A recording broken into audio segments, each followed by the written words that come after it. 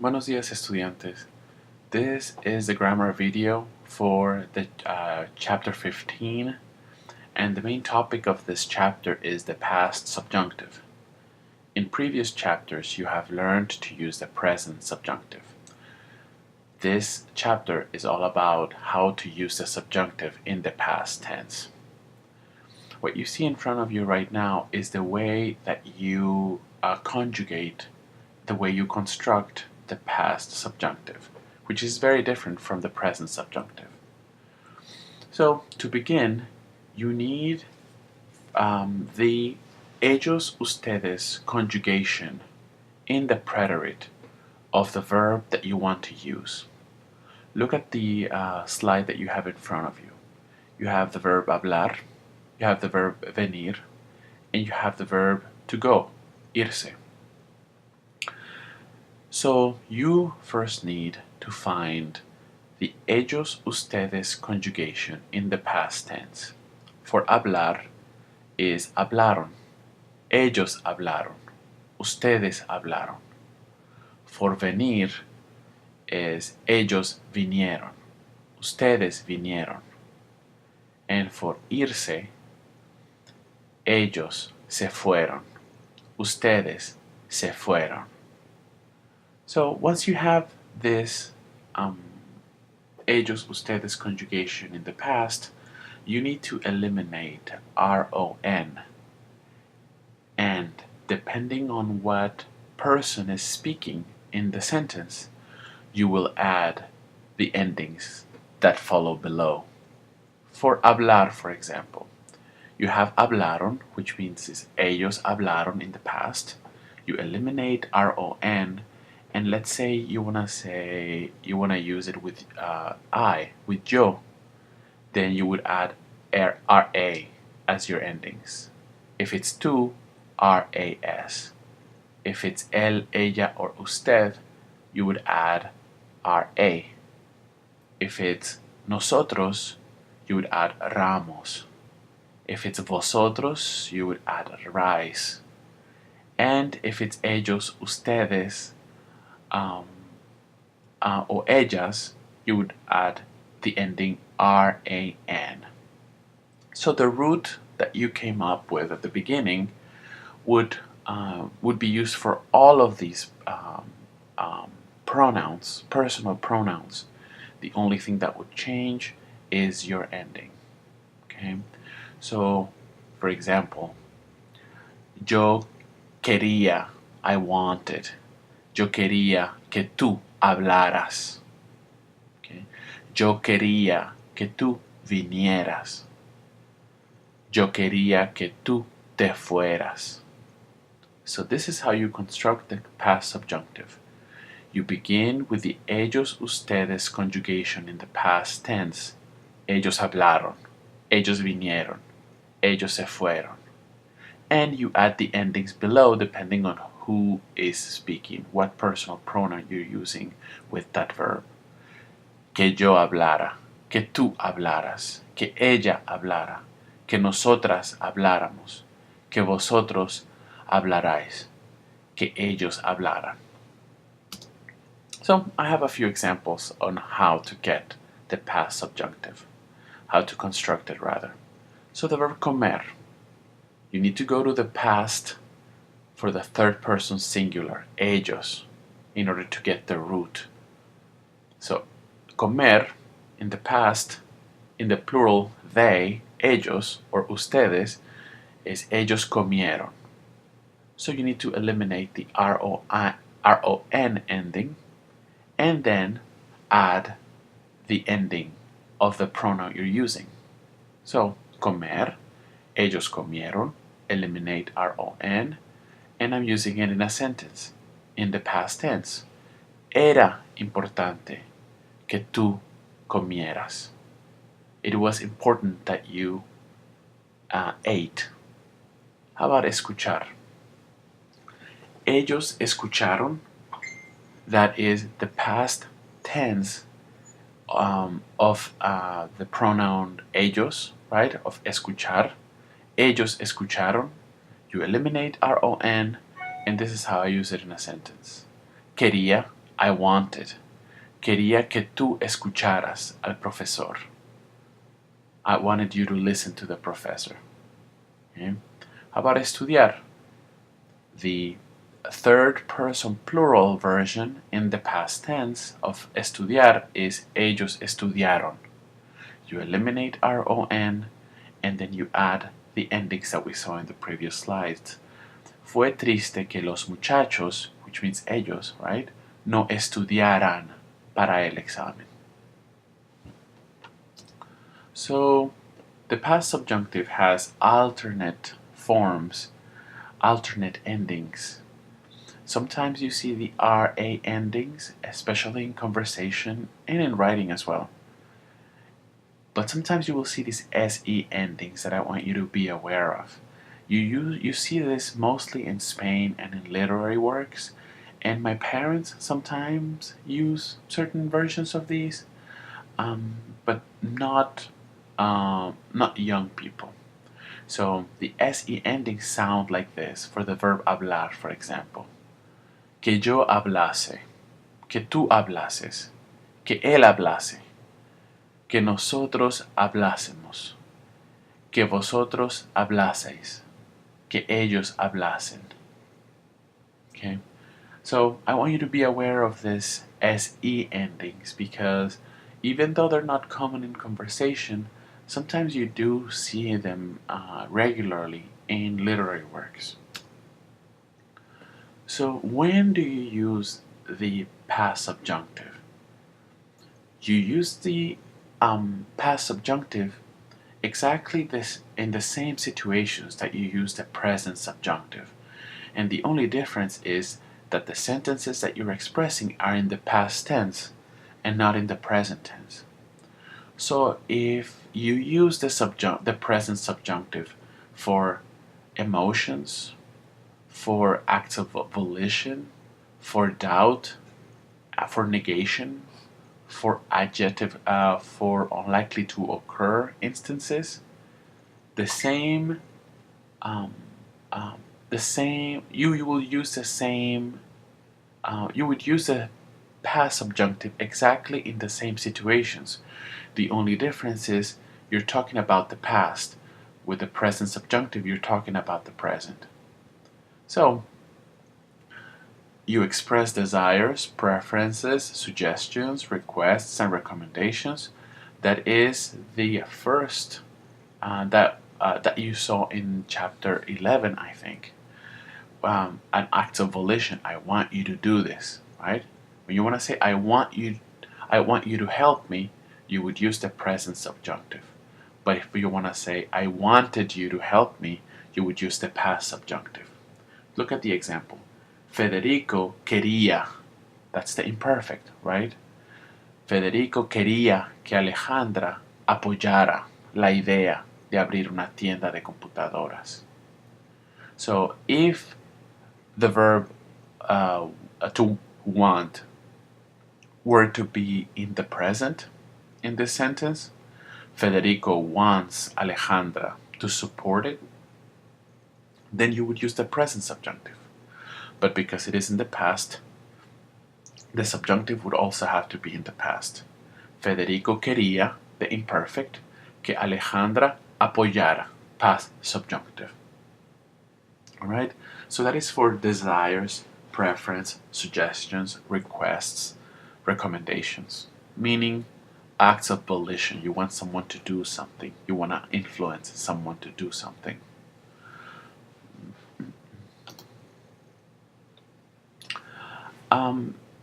For emotions, same idea. To express happiness, hope, likes, complaints, sorrow, worries, regret, surprise, fear, and other emotions. If your emotion is being expressed in the present, you would use the present subjunctive. If the emotion is expressed in the past, you would have to use the past subjunctive. Look at the example. Federico y Alejandra se alegraron. They got happy de que su nueva tienda de computadoras comenzara bien. Okay.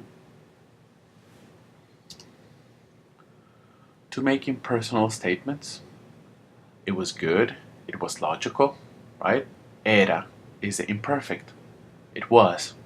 It was good. Era bueno que estuvieran los padres de la pareja, okay, para la inauguración de la tienda. Okay. Estar, right? You go to the third person plural. Ellos estuvieron. And then you eliminate RON. And you add the endings for the past subjunctive. RAN. Of los padres, ellos, as well. And to express doubt and uncertainty, right? Like the verb dudar, right? The verb dudar in that example that you see right there is in the past. So the subjunctive that follows after que needs to be in the past subjunctive as well. Alejandra dudó. She doubted that they could pay them. Okay? Alejandra dudó que ellos pudieran pagarles a muchos empleados al principio.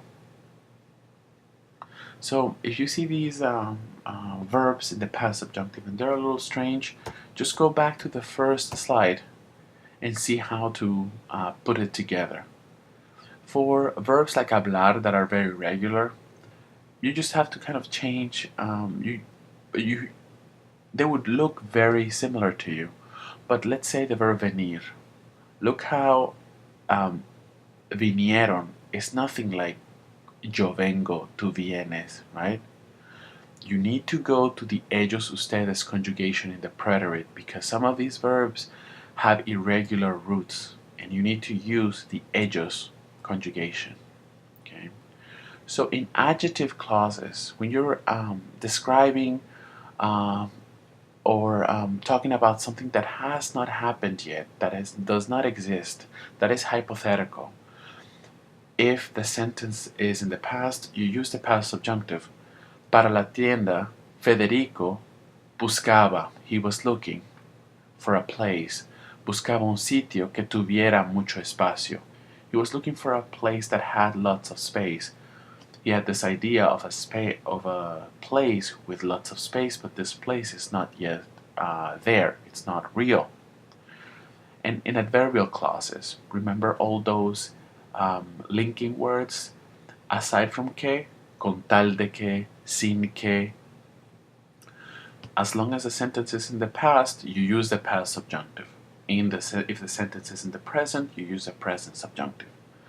Look at the example. Los padres de Federico y Alejandra les prestaron. That's the past. Lent them the money. El dinero. Con tal de que, as long as, pudieran devolvérselo dentro de un año. Pudieran is not only in the subjunctive, but it's in the past subjunctive because the verb prestaron, to lend, is in the past. There's something extra that in Spanish we use the past subjunctive in verbs like querer, deber, and poder to make polite requests or polite suggestions. It's softened recommendations. For example, quisieran ustedes acompañarnos. Would you like to accompany us? Gracias, pero debiéramos volver. Thank you, but we should return. And then quizás pudiéramos ir otra noche. Maybe we could go another night. So, making polite requests or suggestions, we use the past subjunctive as well. The second grammar point for chapter 15 and our last one is the usage of if clauses and the present tense and the past tense. The present tense is pretty much straightforward. If you have a factual situation, you use the present tense. For example, if you have money, this is what you can do. Look at the example on factual situation. Yo he ahorrado más de $2,000 para mis vacaciones. So, this is the if clause. If is translated into Spanish as SE, sí, without an accent. With an accent, it means yes. Without an accent, it means if. Si tienes tanto dinero, puedes viajar a Uruguay. If this is the case, this is what you can do. Factual situation. There's also likely to occur, in which you use the present for the present situation, and then what you can do in the future, you're likely to do in the future given the circumstances. Si ahorro $200 más, viajaré a ese país. So you're not there yet, but you're close. So if you save $200 more in the future, you will be able to do something, which is likely to occur.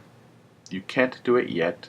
You can't be certain that you will earn those $200. Okay? So that is the if clauses and the present tense. Very straightforward. Factual situations and likely to occur circumstances. The if clauses and the past tense go straight to the past subjunctive. Okay? We have two categories, contrary to fact and unlikely to occur. Both of these are constructed the same way grammatically. After the if word, you have the past subjunctive, and in the second verb, in the second part of the sentence, you would have a verb in the conditional. Okay. Let's look at the second example, the one I did translate into English. Okay. If I helped you, you would forgive the debt. Would forgive is in the conditional, right? If I helped you, okay? This is an unlikely to occur situation, but let's say that were to happen. Would you do this? Okay. Let's look at the first example, the contrary to fact. And I apologize because I have two verbs there. Just disregard the verb hubieras. Let's just work with the verb estudiaras. Okay. So the sentence in English reads, if you studied at the university. You don't. It's contrary to fact. That is not the case. Would you work in Dallas? Okay. So the first example, si estudiaras en la universidad, is saying something that is not the case at the moment. It's contrary to fact, but you're speculating. Would you work in Dallas?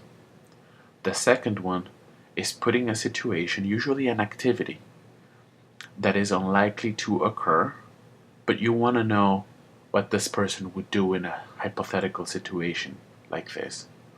And you use these, both of these are if clauses. They begin with si, and right after si, you would have the past subjunctive. Look at the first example. Si estudiaras en la universidad, ¿trabajarías en Dallas? And then the second one. Si yo te ayudara, ¿perdonarías la deuda? The first is the past subjunctive. The second one is the conditional. Perdonarías, trabajarías, estudiaras, ayudara. Okay? So these are the examples that the book gives you. Si tuvieras el dinero, you don't have it. It's contrary to fact to say that you have it. But let's say you do. Would you go to Uruguay? Si tuvieras el dinero, ¿irías a Uruguay? Past subjunctive, conditional. And unlikely to occur. Usually it's an action that you make. If I were to pay for your ticket, I'm not saying I'm doing it, but let's just put that on the table and say, let's say that happens. Would you go with me? Si yo pagara el boleto, past subjunctive. ¿Irías conmigo? Conditional. Both contrary to fact, if clause, and unlikely to occur if clause follow the same grammatical structure. Si, followed by past subjunctive, and the second segment of the sentence would be the conditional. And that is it for the grammar points for chapter 15 and for the semester. If you have any questions about these subjects, email me. The past subjunctive works exactly like the present subjunctive. The only difference is you are talking about things in the past. And you just need to look as to how it is constructed. It is a little bit different than the present subjunctive, the way it is constructed. It has different endings, and there is an extra step in which you have to get the root from the ellos ustedes conjugation in the past. Okay? Email me if you have any questions, and I'll talk to you later. Bye bye.